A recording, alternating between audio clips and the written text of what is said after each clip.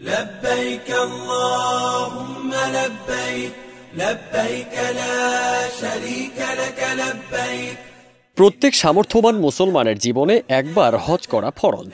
তাই প্রতি বছর সারা বিশ্ব থেকে অসংখ্য ধর্মপ্রাণ মুসলমান হজের উদ্দেশ্যে পাড়ি জমান সৌদি আরব। প্রতি বছরের মতো এবছরও বাংলাদেশ থেকে হজে যাবেন ধর্মপ্রাণ মুসলমানরা। لبيك اللهم لبيك لبيك لا شريك لك لبيك।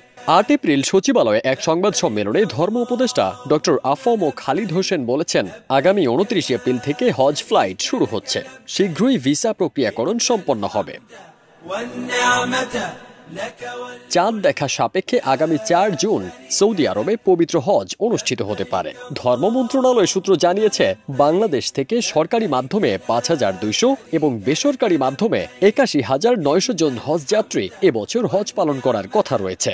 لبيك اللهم لبيك لبيك لا شريك সৌদি সরকারের এজেন্সির বাধ্যবাধকতার কারণে মোট ৭৫৩টি এজেন্সির অধীনে নিবন্ধিত এসব হজ যাত্রীরা ৭০টি লিড এজেন্সির মাধ্যমে হজ পালন করবেন।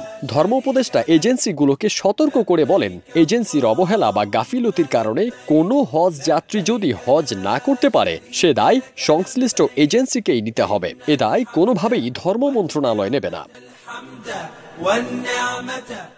২০২৫ সালে সরকারি ব্যবস্থাপনায় হজে যেতে ২টি প্যাকেজ ঘোষণা করা হয়। সরকারি প্যাকেজের একটিতে ৪,৭৮,২৪২ টাকা এবং অন্যটিতে ৫,৭৫,৬৮০ টাকা খরচ হবে।